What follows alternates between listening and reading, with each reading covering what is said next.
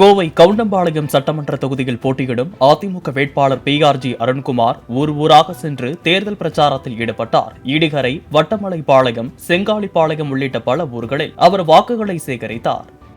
நீங்கள் வெற்றி பெற செய்வதானால் மத்திய அரசுடைய திட்டங்களை எல்லாம் இந்த பகுதிக்கு எடுத்து வருவதற்கு உறுதுணையாக இருப்பேன்.